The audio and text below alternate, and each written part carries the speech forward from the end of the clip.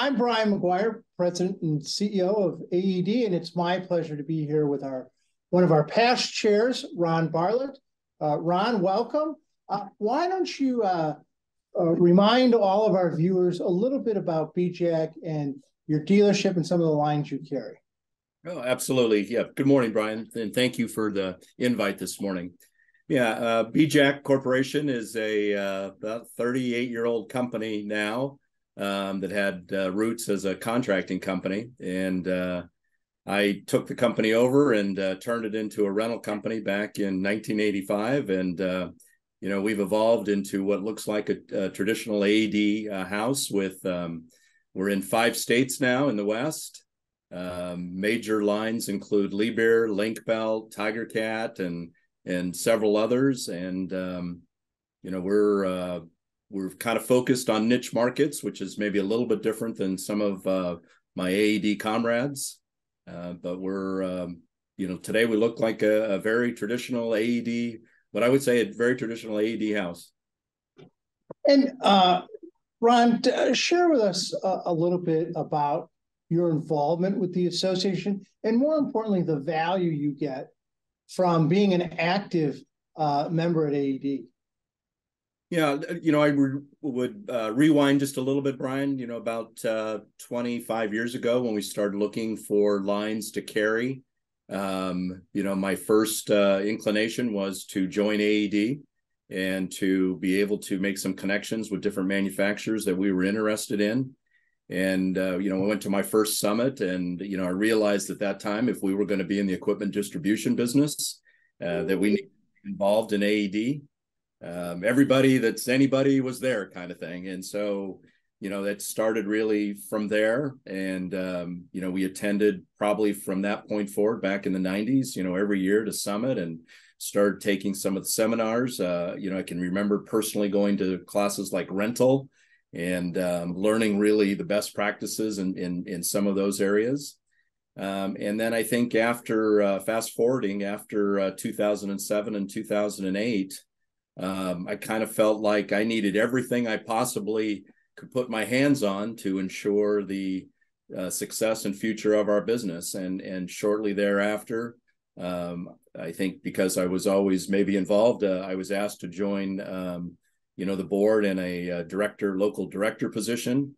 And the more I kind of got involved, the more interested I became. And I think I wanted to be a little bit of an advocate to spread the word. I sat in a lot of dealer meetings where I would hear people say things like, how do you hire people, or how do you rent, or, what does your service department look like? And I would always kind of say, well, if you join AED, they have seminars on that. They have tech assessments to help you with hiring. They look after us, with government affairs. And I think it just fueled the fire for me to be more involved. And of course, that culminated with me being the chair, obviously, in 2020. Yes, I think you hold the distinction of being the longest serving chair in AED history. I believe so. Yeah, if everybody, obviously, we had so many people that joined us, I think, at that time, and AED really probably had another notch on its belt during, obviously, the pandemic. But, we quickly pivoted, together in terms of webinars and resources that we were bringing to the membership that I think really was the go-to source, every couple of weeks, what is AED saying is going to happen, or, how do we help navigate our business? So it was obviously a very strange time, but I also look back and I think I feel very grateful that, we were able to provide something to the membership that there was no game plan for.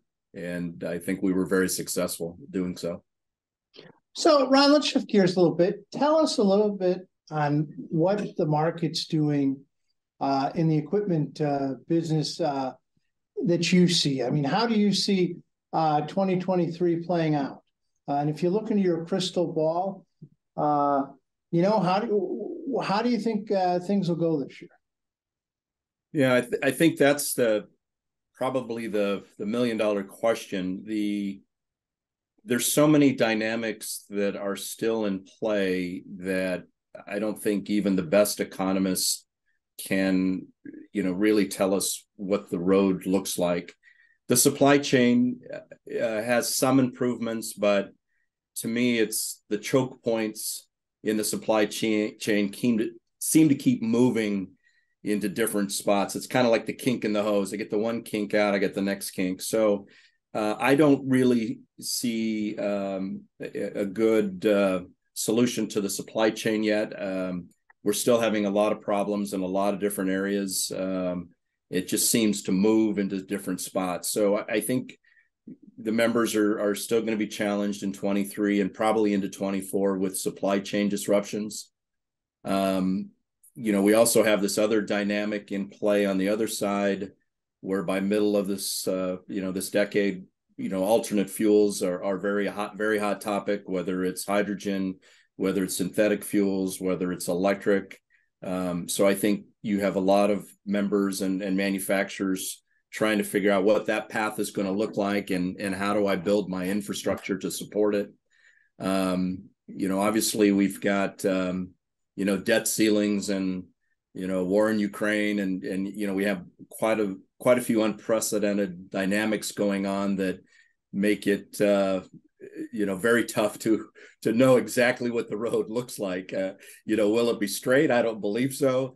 And then you throw the interest rate situation in and how that impacts people buying equipment, obviously buying, houses and big assets, but it also affects customers buying equipment. So I think good dealers have recognized that they have to keep their eyes wide open, that you've got to look, at your workforce, you've got to look at your manufacturers, you've got to look at opportunities.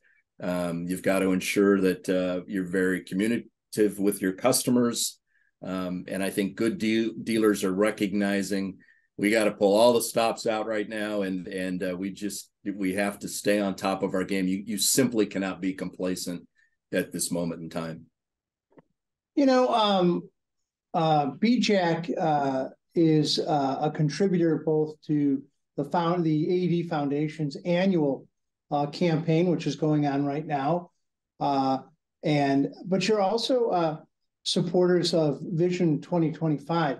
Tell me a little bit about why you're supporting the foundation on an annual basis, but also as a Vision 2025 donor. And for those who aren't aware, Ron serves on the Vision 2025 committee, so he's not only ponying up his own money, but also twisting the arms of other dealers to get involved. So tell us a little bit about why you're so supportive of those efforts. Well, I think it's important to recognize that if we want to see a long-term sustainable future of our industry, we have to do something that our school systems and our society are not doing for us. And the day that we used to have wood shop and metal shop and auto shop in the schools, unfortunately, has kind of disappeared. It is making a little bit of a comeback, but it's not embedded in our school system the way it used to be. And so we can sit on our hands and do nothing, or we can, as the association and the foundation and programs like Vision 2025 are doing, we can invest both our time and our money and to make a difference, to make a change. And I would even add, our visits into Washington, when we're talking with congressmen and different,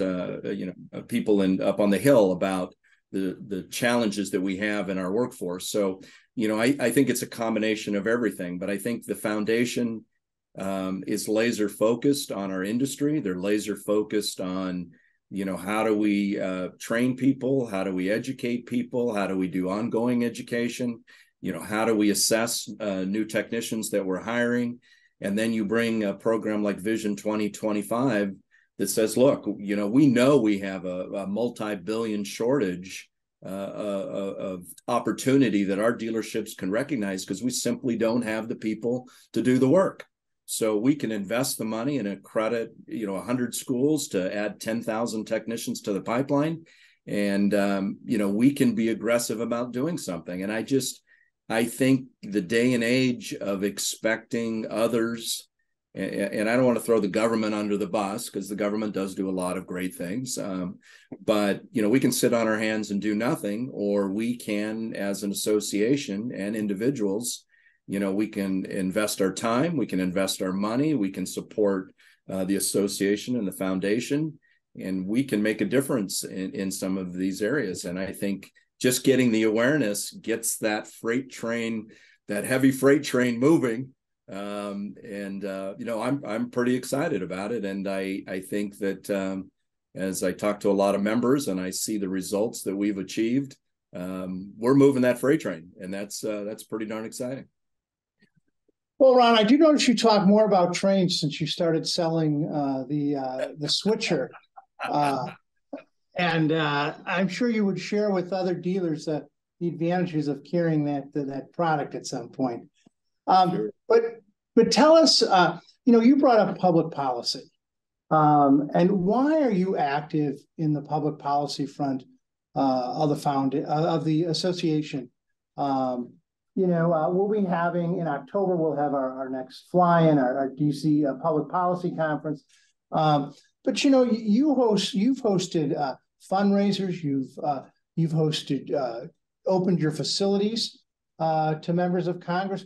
Why do all that? I would tell you something that was probably a very big misnomer with me, and that was the approachability of our local officials, our congressmen. We have an incredible power as AED members to be able to really, grab the ear of these of our elected officials. Unlike lobbyists and unlike people that are paid to, bend their ear, we represent, so many of our organizations represent literally hundreds, if not thousands, of families. And so I notice once I sort of got over the hurdle of, going into a congressman's office and maybe sitting across, the table and maybe just the kind of concern that, boy, this is an important person. We're important. And they really do want to hear from us because we really do represent the everyday person. And the more I've done it, it's amazing the reception I get.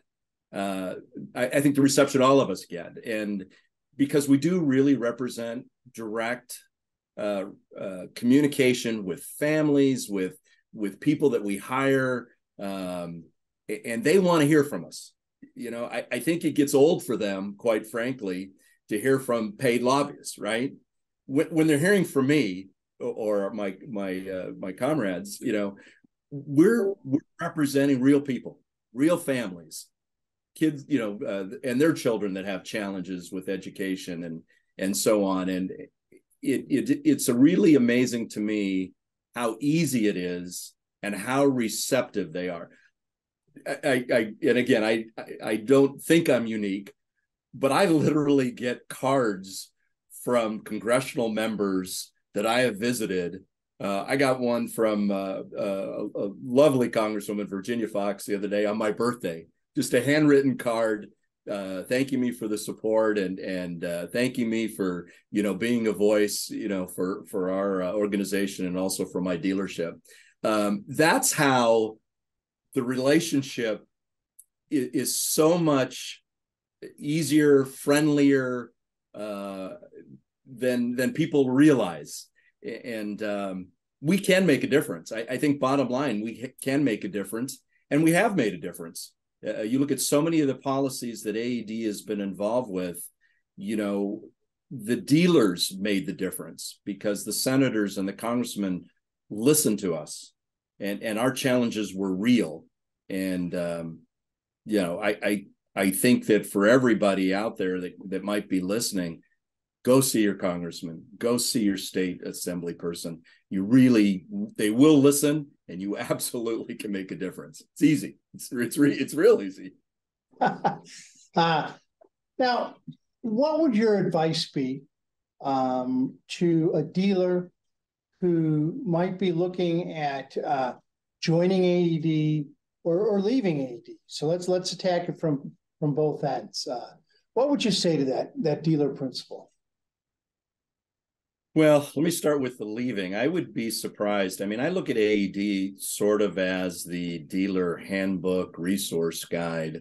We're constantly involving our employees, new, old, whether it's in certification programs. We just did one recently for our parts guys that was familiarization with, heavy equipment to help them understand when customers were calling what they were looking at. My CFO and our new kind of assistant controller will be going to the CFO conference, for example, next month. And so, to me, I would be surprised if that company is a viable, up and coming, best in class, trying to get to the next rung type dealer, how you would possibly leave.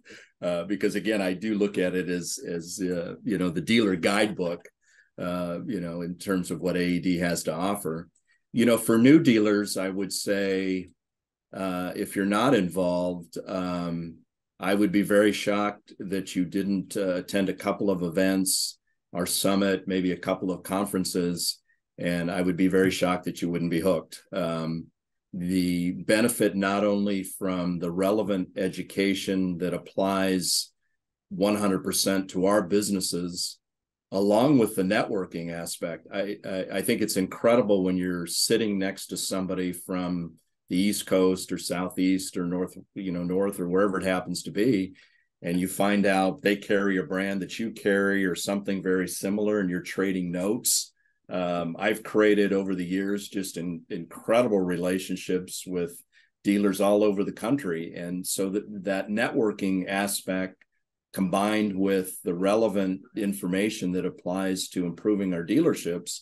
Again, I'd be surprised a couple of meetings, a good summit, and that you wouldn't be hooked. So, I think that, as I said earlier, for us, it's kind of the dealer guidebook.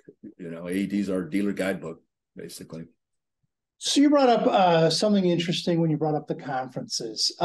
Share with us, because your dealership tends to send folks to go out on a limb here. I think probably every conference that the association offers, and not necessarily you attending, but certainly members of your team.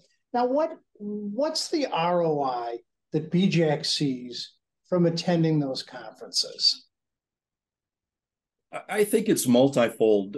The first one is, I think if your employees are doing a good job, it is certainly a way for me at the principal level to show our team that we're continuing to invest in them.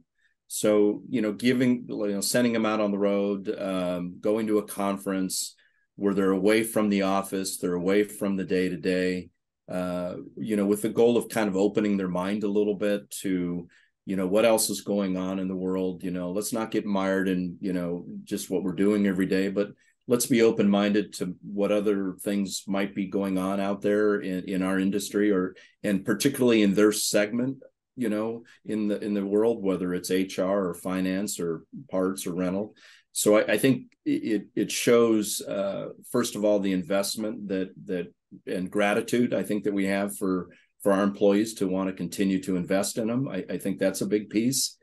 And I would tell you from an ROI perspective, for example, my CFO has a group of about 20 people that she's met over the years in the conferences that actually have an informal kind of discussion, and it's no set time basis, but, when somebody has a couple of topics, they kind of get on the phone and have a, hey, what are you guys doing on this? Or have you heard of this? Or what about this new law or whatever it happens to be? So, the connections, I think that they make, they would not been able to make those connections outside of, this kind of vehicle that's created the conduit for them to be able to connect. So, they look forward to it. I think at this point now, Brian, to be honest with you, if I said you can't go, I'd probably get. But I think if you want to reward your staff and continue to invest in their training and thank them, as well as give them an opportunity to get out of the office, I think these are great short, day and a half vehicles to recognize those employees that I've had. A funny story, and I hate to digress here, but I had a parts guy that's mid-30s. He's been in the workforce for a while, and we sent him to a parts seminar, and he wrote me a 3/4 page letter thanking me that for 15 years of being in the workforce, he had never been sent to anything like that, and he got so much out of it. I was just like, easy, but I think we don't recognize sometimes as dealer principals the value of this investment that we're making in recognition in our staff. Now, California has, where we're talking to you from, has seen its share of wildfire activity, and I'm pretty sure that this is the year that Napa Valley is dealing with the smoke taint from a couple fires ago. So, what do you see in the Cabernet outlook here? Many of the publications were telling us that you better buy 19 if you wanted cab, because 20 was going to be slim pickings. Are you seeing this? Are you, or is there some good cab to be had? Well, it's funny you mentioned that, because we're kind of really in my wheelhouse now. But anyway, so one of the wineries that I belong to, which, by the way, I was introduced at an AED event, so I'll plug AED on that. But one of the wineries I belong to, in fact, is not bottling their reds in 2020 because of the fire damage. So yeah, there are definitely, I think, in some of the Napa regions where the fires came too close, to the vineyards, there definitely is an issue there. But from what I understand, the 19s that I've had so far are very good, and I understand that 2021 is going to be a very good year. So maybe you should buy 2021 futures and see what you can get at a discount. But it's funny how the fires impact so many different areas and the struggles and challenges for the winery segment up there. And I think it has definitely been a challenge, and but they're resilient. I mean, they as farmers, I think they figured it out. But yeah, you are probably, I guess I would say, if you find some 2020s in Napa, maybe skip that vintage and go back one or So now, obviously, if folks like California wine, in Napa's challenging vintage that they're putting out this year, where would you direct folks to go look if they're looking for California reds? So where would you send us? Well, people probably don't realize that California has many different wine regions, and I think thermal mapping and some of the technology that's been developed has really helped wineries in California find the right region and then match the right varietals. So, the Sonoma area, the Dry Creek area, still has wonderful reds. We're getting wonderful reds out of the Paso area, some Rhone style blends if you're kind of into some blends. There's actually in Amador County, which is a little bit to the east, there's some wonderful wines. Lodi area, which is in north central California, has about 80 wineries now, and I just had a beautiful red Cabernet based blend from there. So yeah, I would just suggest to people that if you're looking for good wines, A, you're welcome to call me and I'll kind of point you in the right direction. But, B, there's plenty of exploring, and let me rewind back to Amador County. Even names like Rombauer and some names that you would recognize are actually starting to show up in some of these other regions because they're able to actually grow just some wonderful varietals and make some wonderful wines. So, yeah, you're not short on regions to go to, and don't let the Napa Cabernet scare you. There's plenty of other great reds in the state. Well, with that, I want to thank you, Ron, for joining us and spending time as we covered a range of topics for our membership, and we look forward to seeing you at future AED events. I hope we'll see you at ConExpo. And want to thank everybody for tuning in.